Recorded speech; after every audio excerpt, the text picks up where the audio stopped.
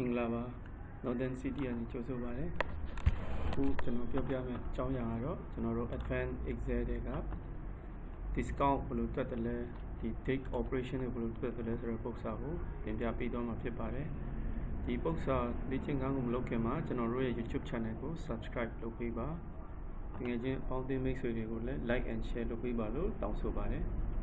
Who General Salayang, no, the birthday General Shutdown Company yet over time standard payment calculation would lawyer.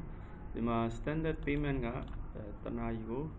$6, no? So over time got $7 yard. So down below term to the pay to a standard no general conditional statement to be if or the sell them no standard the sell them imagine ST margin either AND standard resolution to a no value if true not value if false. Standard resolution in general the working hours go standard not go overtime value if false no the so the parameter first parameter about goes up in the condition second parameter pick no so manganga second parameter the bottom parameter so no the statement condition standard machine no the back now so operator now so the parameter so that's why if true now working hour go working hour go the exam the standard overtime go cell ga the constant constant the relative value constant value constant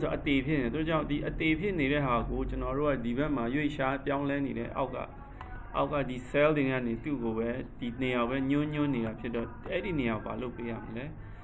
$sign G7 go F4 will need like that's why I'm a $sign a day to a constant value there. So comma the chain no standard map working hour go the bega overtime no $7 area Eddie X no 7 constant $sign and the culture live that's why okay, hold the last standard so actually lazy man now that's when you know switch like them. So now general formula $sign the constant the cell they go $sign no so a good demand overtime 3 so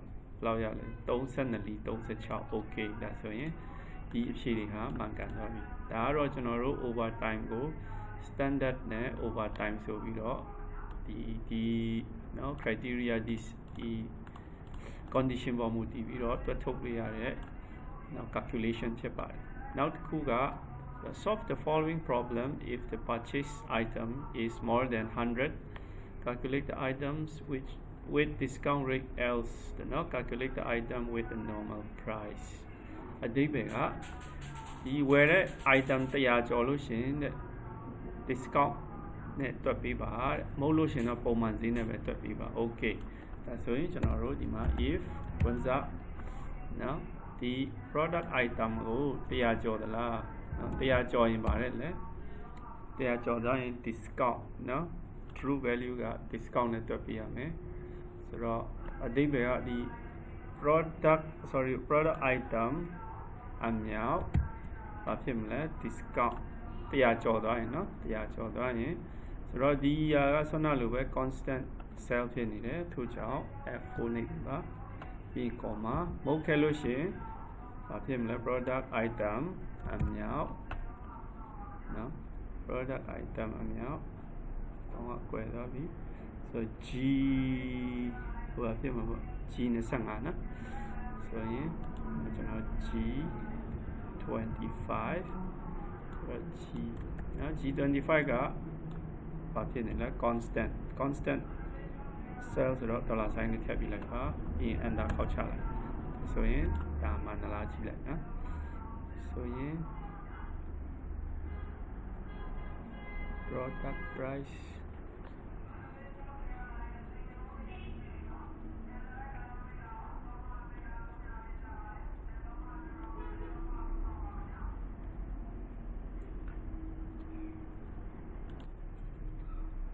okay ကျွန်တော်တို့ဒီ normal price က 0% เนาะဒီမှာ 10% short ပြီးဆို10%ဒါမှမဟုတ်ရှင်ဒီမှာ 5% short လို့ပြောလိုက်အောင်နော်ဆိုတော့ normal price ကဒီတိုင်းပဲထားလိုက်တယ် discount price က 5% short ပေးရနော်သူပြောတဲ့အတိုင်းပဲ100အထက်ဝယ်လို့ရှင်900ခိုင်နှုန်း short ပေးမယ်မဟုတ်ရင်ပုံမှန်ဈေးနဲ့ပဲရောင်းမယ်ဆိုတော့အခုဒါက product prices တွေဒါက product items နော်ဆိုတော့အခုဒီမှာကျွန်တော်တို့ discount if နော်ဒီ product item ဒီ100အထက်ရှိခဲ့မယ်ဆိုဘာလုပ်ပြီးလဲ discount price နဲ့တွက်ပေးရမယ်ဆိုတော့ကျွန်တော်တို့နော် product item အမြောက် product price နော်အဲ့ဒါကရတဲ့ပတ်စံဟုတ်ပြီနော်အဲ့တဲ့ကနေကျွန်တော်တို့ 5% short ပေးရမယ်နော် short ပြီးတွက်ပေးရမယ်ဆို minus ကွန်းစားနော် product item အမြောက်ဒါမှမဟုတ်ရှင်တရားလေးနော်ဒီ product price ပြီးရင်အမြောက် 5% ဒီ 5% က constant value ဖြစ်တဲ့အတွက်နော် dollar sign လေးထည့်လိုက်မယ်မဟုတ်လို့ရှင်မလုပ်မလဲပုံမှန်ဈေးနဲ့ပဲရောင်းမယ်ဆိုတော့ 0% ဆိုတော့ကျွန်တော်တို့ကအဲ့ဒါကိုမယူတော့ဘူးနော်ဆိုရင်ပုံမှန်ဈေးဆိုရင်ဒီပုံမှန်တိုင်းပဲ product item အမြောက် product price နော်တရားအောက်ဖြစ်ခဲ့မယ်ဆိုတော့ ဝင်ပိတ် enter ခောက်လိုက်ဆိုတော့ဒါကနော်သူရဲ့ switch up so 120ကို50ဆိုတော့သူဈေးမလျှော့ဘူးနော်မလျှော့ဘူးဆိုတော့3545မှန်တယ်နော်ဆိုတော့120ဆိုဈေးလျှော့ရမလားဆိုရင်ဒီမှာအဖြေကိုက်မကိုက်တော့ပြန်တွက်ကြည့်လို့ရတယ်နော်အဓိကကတော့ဒီ formula တွေကိုတွေးခေါ်တတ်ဖို့လိုပါတယ်ဆိုတော့ဆွမ်းနာတော့ကတော့ဒီ standard price က$8 $12ဆိုတော့ပြဿနာမရှိဘူးအခုဒီမှာကျတော့ကျွန်တော်တို့ကဒီမှာ prices တွေပေးထားပြီးသားဒီမှာ percentage ပဲရေးထားတာဖြစ်တယ် reference ကဆိုတော့နောက်တစ်ခုကရက်စွဲတွေကိုဘယ်လိုတွက်မလဲပေါ့နော်ရက်စွဲတွေကိုတွက်မှဆိုရင် year ဒီမှာဒီ date formula ထဲမှာကျွန်တော်တို့ y ဆိုရင်difference in complete year ပေါ့နော်ဆိုတော့ difference in complete month difference in ဆိုတော့ကျွန်တော်တို့ကဒီ date နော် date if ပေါ့ဒီ date if formula ကိုသုံးလို့ရှိရင် date if formula ဘယ်လိုသုံးလဲအသေးစိတ်ကြည့်ရင်ဒီ help ထဲမှာလည်းရိုက်လို့ရတယ်နော် help ထဲမှာdate if ဆိုတော့ရိုက်လိုက်ဆိုတော့ဒါမှမဟုတ် online ပေါ်သွားလဲရတယ်ဆိုတော့ online မရှိတဲ့လူကတော့ Excel ထဲမှာအကုန်ရှိပါတယ်ဆိုတော့ကျွန်တော်ဒီမှာ date if okay ခောက်ချလိုက်လို့ရှိရင်သူနဲ့ပတ်သက်တဲ့ date if formula တွေဒီမှာထွက်လာဆိုတော့ date if show more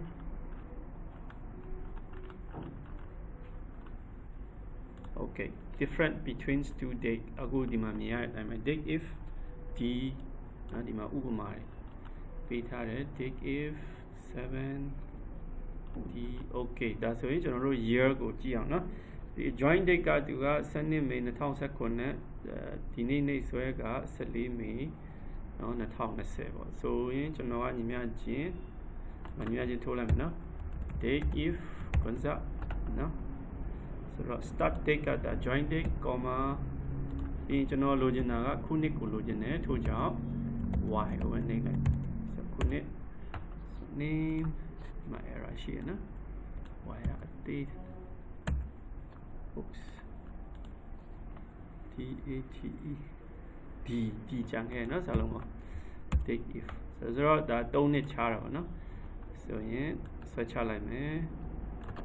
so month ကိုလိုချင်လဲအဲ့လိုပဲ DATET နော် date if ကွန်စာ the start date ကိုခောက်ပါ comma today end date ကိုခောက်ပါပြီးရင်ဒီတစ်ခေါက်ကျွန်တော်တို့လိုချင်တာကဆိုတော့ဒီမှာ D so difference in days နော် and the difference the ignoring months and year ကျွန်တော်တို့က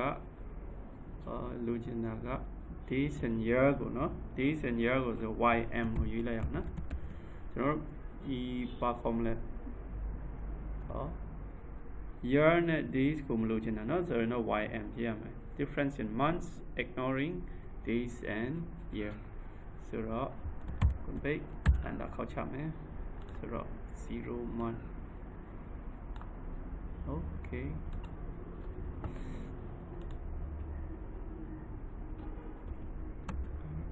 0 month 3နှစ်ကွက်တည်ဖြစ်နေလို့ okay so day ကိုပြန်ယူအောင်နော် day ကိုယူမယ်ဆိုရင်ညီမချင်းထိုးမယ် date date if ခွန်းစားပြီးရင် start date comma end date comma ဒီတစ်ခေါက်က year နဲ့ month ကို ignore လုပ်ရမယ်နော် year နဲ့ month ကိုမထည့်ဘူး year ignoring month and year okay ဒါဆိုရင် day ဆို md ပေါ့နော်ဒီမှာ md ဆိုရင်နေ့ရက်ဒီချားတွေက okay ဒီတစ်ခေါက်ကျွန်တော်တို့လိုချင်တာကဘာလိုချင်လဲဒီမှာစာသားအနေနဲ့ထွက်လာစေချင်တယ်ဆိုတော့ဘယ်နေ့ရက်ဘယ်နှလဆိုတော့စာသားနဲ့ရေးပြရမယ်ဆိုတော့ဒီမှာကျွန်တော်တို့ရေးနိုင်တာက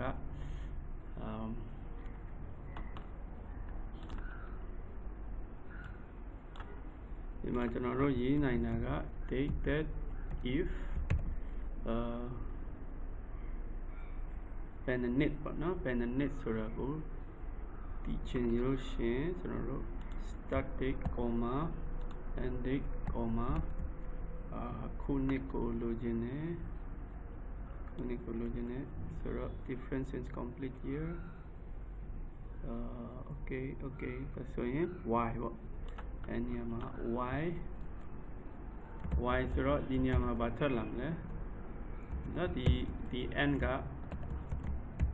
year ဒီကောင်က concatenator လို့ခေါ်တယ်ဆက်ပြီးတော့เนาะစာသားတွေကိုဆက်ပြီးတော့ concatenate လုပ်တာ year ပြီးရင်ဒီမှာဒီ date if ဝင်စားဒီတစ်ခေါက်က start date ကိုပြန်ခေါက်မယ် comma end date ကိုပြန်ခေါက်မယ် comma in month က month ပဲလို့ချင်တယ်เนาะကျွန်တော်တို့ month ပဲလို့ချင်တယ်ဒီနဲ့ year ကို ignoring day and year ဒါဆိုရင် ym ကိုရေးရမလား ym ကိုရေးရမယ် ym ပြီး complete ပြီး n နဲ့ဆက်ရမယ်ဒီကောင်က months months and the date if ဝင်စားဒီတစ်ခေါက်က ရက်ပဲလို့ချင်တယ်ဆိုကျွန်တော်တို့ကmonth and year md month and year ကိုမလို့ချင်ဘူး start date comma နော် end date comma md နော် month နဲ့ md ဟုတ်နော် month နဲ့ day ကိုဘာလို့ထားရ md okay ဆိုရင် complete ပြီးရင် and အဲ့ဒါက day as string ပေါ့နော်ဆိုအဲ့ဒါပဲထင်တယ် and ခေါက်ချလိုက်ပါဆိုရင်သူကဒီမှာပေါ်လာပြီ3 years 0 months 2 day 3 year နဲ့ 2 day ကြတော့ဆိုနည်းနည်းလေးခက်ခွာလေးလို့ရင်ဒါလေးခွာလိုက်အောင်ဒါကစာသားနဲ့ပေါ်ပြတာနော် and ခေါက်မယ် okay ဒါဆိုတော့ကြည့်လို့လာတော့ပြီထင်ပါတယ် okay ဒါဆိုရင်ဒီ duration in words ဒါကတော့ကျွန်တော်တို့ dated if function နဲ့နော်တွက်ထုတ်ထားတဲ့ဒီ yes ဆွဲနှစ်ခုကြားတဲ့ကကာလတွေပေါ့နော် year month day တွေကိုတွက်ထုတ်ထားတာဖြစ်ပါတယ်ဒါတွေက concatenation လို့ခေါ်တဲ့ဒီ data တွေကိုပြန်ဆက်ပေးတယ်နော်ဆိုတော့နားမလည်တာရှိရင်တော့ comments မှာရေးခဲ့လို့ရပါတယ်နားလည်တော့ကျွန်တော်တို့ channel လေးကို subscribe လုပ်ဖို့တတိပေးချင်ပါတယ်နောက်မိတ်ဆွေပေါင်းတင်တဲ့အားလုံးကိုလည်း like and share လုပ်ပေးကြပါလို့အားလုံးကိုကျေးဇူးတင်ပါတယ်